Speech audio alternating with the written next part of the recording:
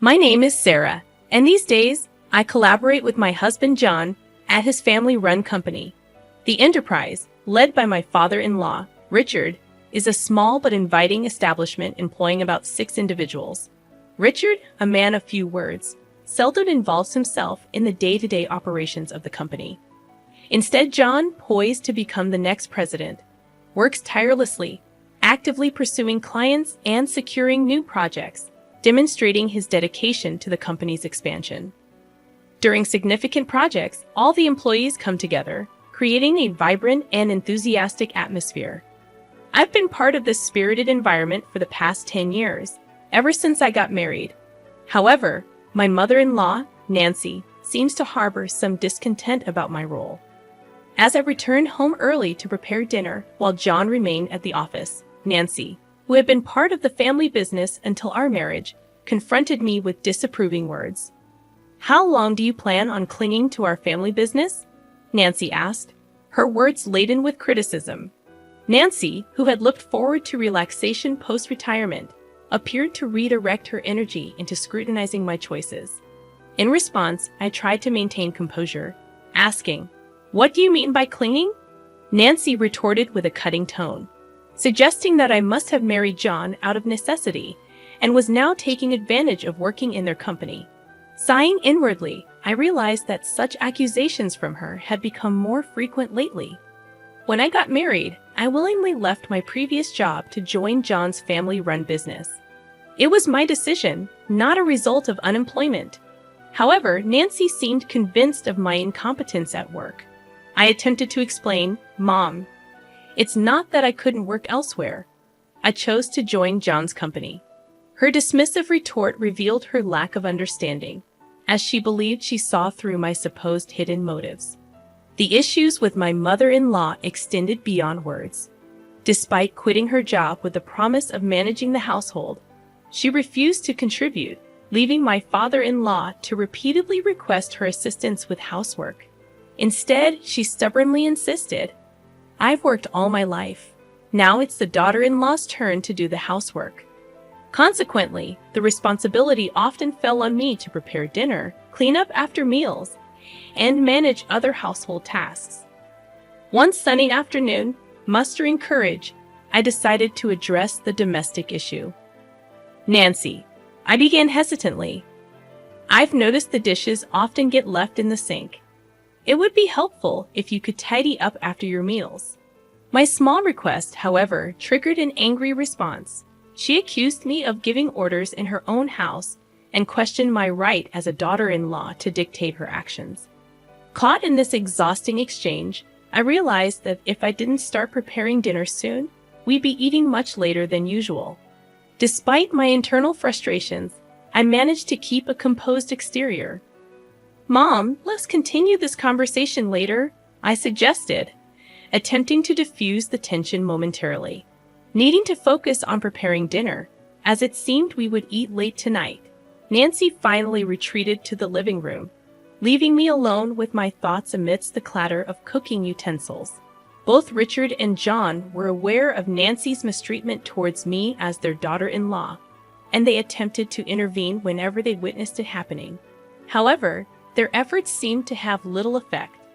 Each time they confronted the situation, their faces betrayed concern and frustration, a testament to their desire to foster harmony in our family dynamic. Ironically, whenever Richard and John scolded Nancy for her behavior, she redirected her anger towards me, becoming even more hostile and sharp with her words. Her usually kind and gentle demeanor twisted with disdain, her tone cutting deeper than before. Though I had never experienced physical violence, the emotional toll of Nancy's words was significant. Richard and John's support had been my solace, allowing me to somewhat overlook Nancy's harsh words. Until one unimaginable morning. Just after I had finished cleaning up from breakfast and was preparing to leave for work amidst the morning rush, Nancy exclaimed, "Oh my, what a mess they trash here!" And without warning, she doused my handbag with a bucket of water. I was stunned, a mixture of shock and anger rendering me speechless. "What are you doing, Nancy?" I managed to stutter out, my voice trembling with disbelief. Nancy's response was flippant, resembling that of a mischievous child. "Oh, was that your stuff? I thought it was just a big piece of trash." Her casual dismissal infuriated me. Even if you thought it was trash, who pours water on it? What kind of mindset is that? Now the carpet is all wet. What about the vacuum cleaner? My words were a jumble of anger and confusion as I frantically emptied the water-soaked contents of my bag, including documents I needed for work, onto the table. Nancy responded nonchalantly, her face calm, showing no signs of remorse or concern for my distress. "Because you don't need to go to work anymore." I was baffled.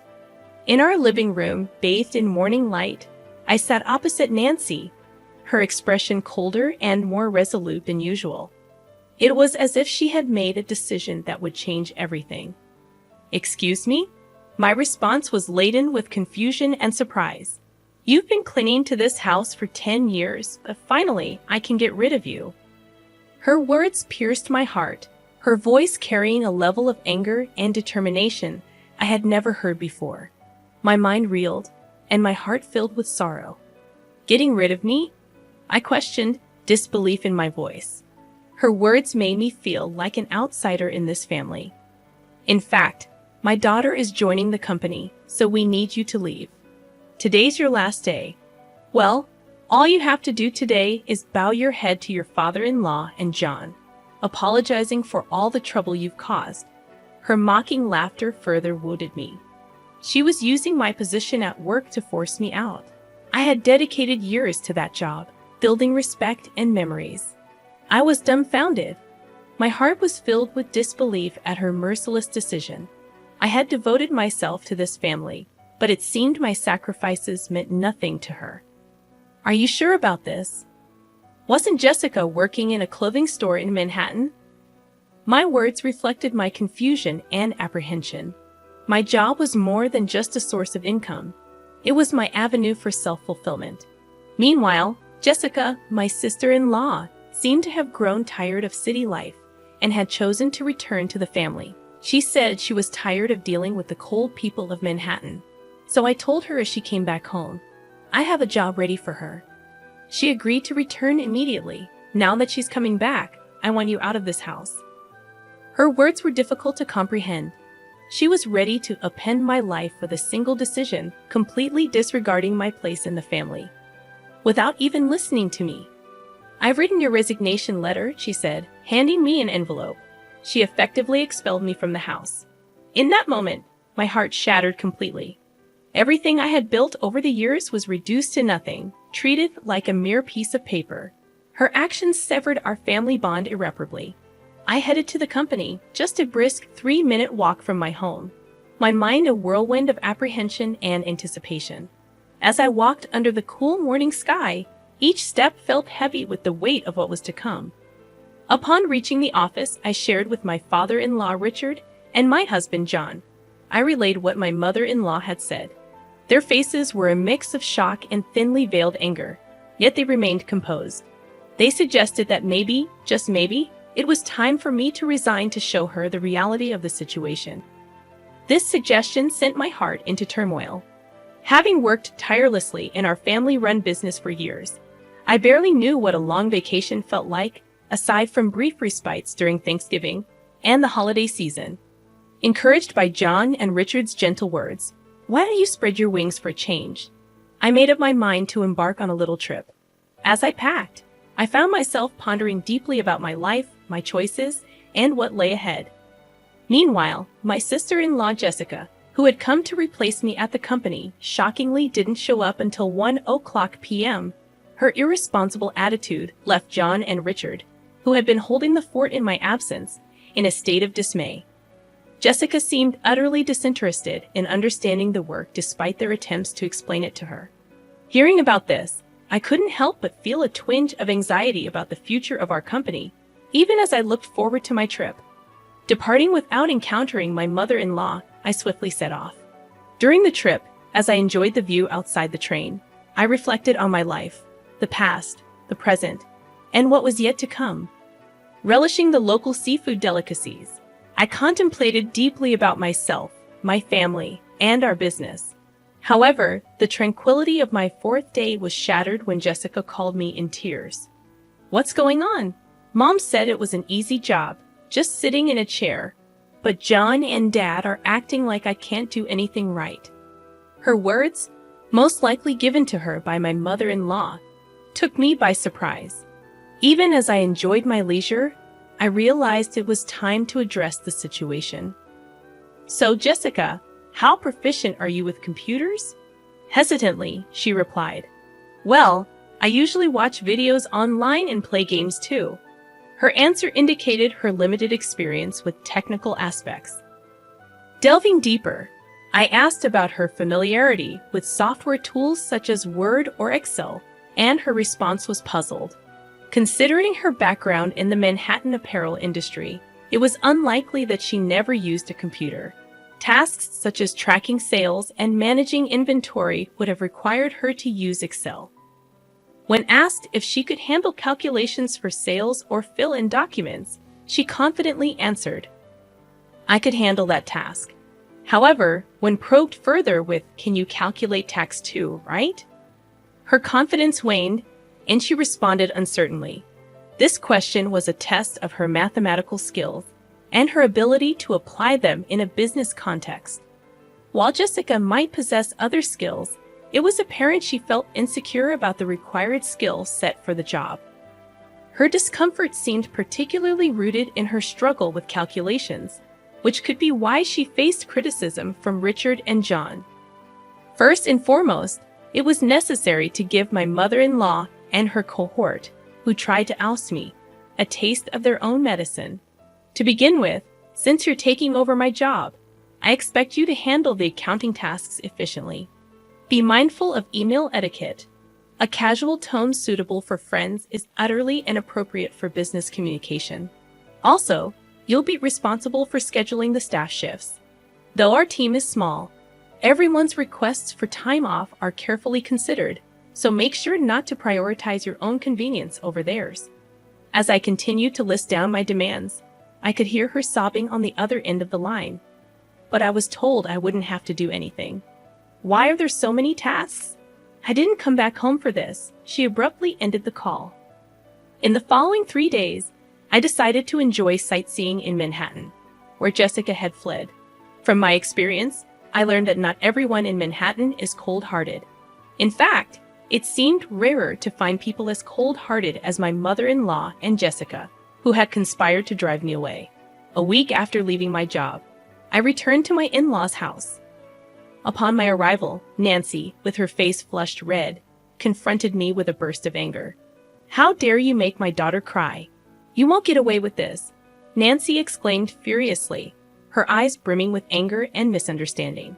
She made a move to grab me, but John and Richard quickly intervened. They tried to calm her down, but her anger seemed far from subsiding. John sighed deeply before speaking. "Jessica is crying because she was scolded for trying to boss around her employees, despite her inability to do anything right. It's not Sarah's fault. Besides, Sarah hasn't been here for a week, so there's no way she could have upset Jessica. Mother, you really need to stop these baseless accusations." John's voice was calm yet carried weight, trying to convey the facts and clear the misunderstanding. "But it's because of her. This woman is the reason for Jessica's suffering," Nancy retorted, her voice emotional, directing her baseless suspicions towards me. Her words lacked any foundation of truth. "Where is Jessica, by the way?" I asked, looking around the living room. But Jessica was nowhere to be seen, adding more mystery to the already puzzling situation. It doesn't matter to me that Nancy is upset about Jessica, but Jessica has no place to go since she terminated her lease in her Manhattan apartment. I thought she would be at her parents' house, but her absence raised questions. I pondered. John explained. "Jessica's locked herself in her room. She's been crying and saying she doesn't want to go to work anymore." It seemed like Jessica had run away from learning the job well. It was understandable that she would find it challenging, considering she lacked the skills to fill in for me. "You've been poisoning John and Richard against me, haven't you? If not, they wouldn't say the company ran better with me than with the incompetent Jessica." Nancy accused me vehemently. Her words were filled with long-standing misunderstandings and prejudices, leaving me utterly perplexed. She seemed to have always viewed me as an adversary, her words reflecting years of misconceptions. John let out a heavy sigh, his face showing weariness and frustration with the tangled web of emotions in this family. He had tried repeatedly to resolve the misunderstandings among family members, but his efforts seemed far from fruitful. "Mom," he began, trying once again to bring clarity to the situation. "I realize it might sound a bit unusual, but Sarah is truly exceptional at her work. She holds a certification in bookkeeping, and her secretarial skills are top-notch. Moreover, she has studied Spanish and even has experience studying abroad. When it comes to dealing with multiple languages at our company, Sarah is the one who handles everything," John explained with a sense of pride, and his mother Nancy looked utterly surprised. Nancy had assumed that I quit my job as soon as I joined the family, so she had no idea about my contributions and achievements at work. What? That sounds like something straight out of a TV drama. Actually, back in college, I was so focused on getting various certifications that I immersed myself in my studies, to the point where I hardly participated in clubs or had time for a romantic relationship. It was during this phase of my life that I met John, who visited my company for business. I inadvertently found myself sharing the story of how John and I first met. However, I realized that this wasn't what Nancy wanted to hear, so I steered the conversation back to the original topic. In a nutshell, I was entrusted with a wide array of responsibilities at the company, from handling accounting tasks to schedule coordination, liaising with other companies, and managing employee shifts. There were numerous tasks under my purview. Thanks to that, I was able to focus on reaching out to other companies for business deals. The work environment became much more comfortable compared to the times when you were around. "Mom," John added, leaving Nancy with her mouth agape in amazement. Just then, Richard, John's father, chimed in with a comment that took me by surprise. "We're going to shut down that company soon." Actually, Jessica made a big blunder.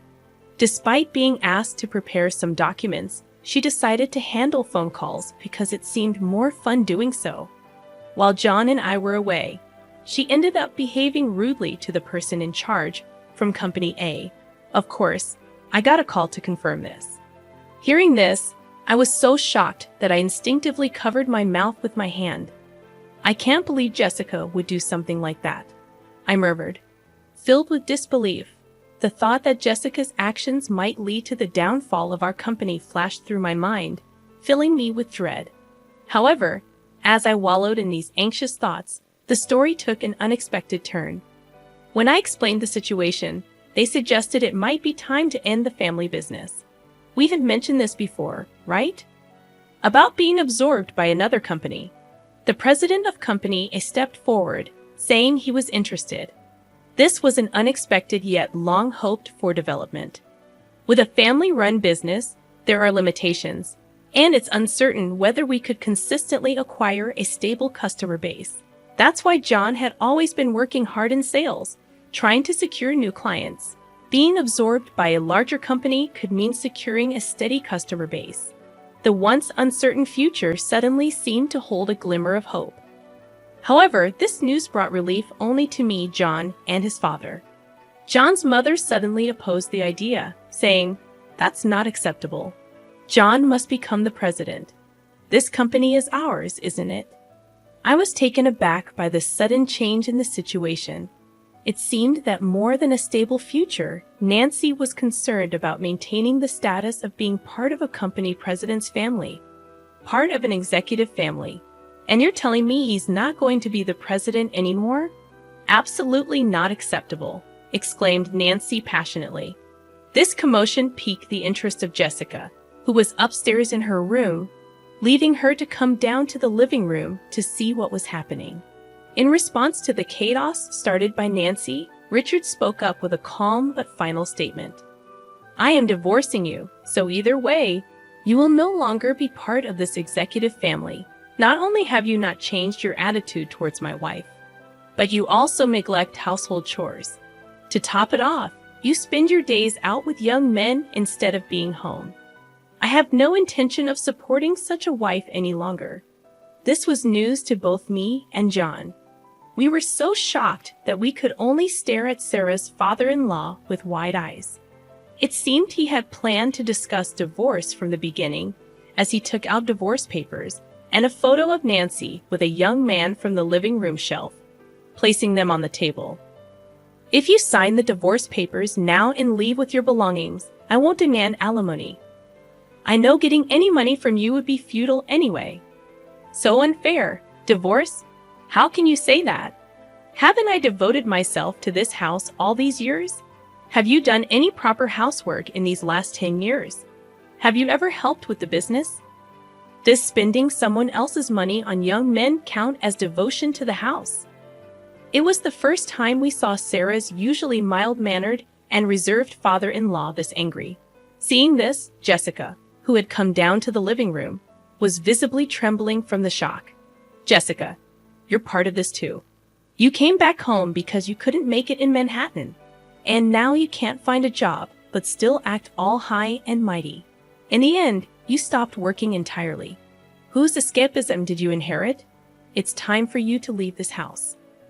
Next, we saw Jessica's shock and resistance. She believed she was an important member of the family, but the reality was different.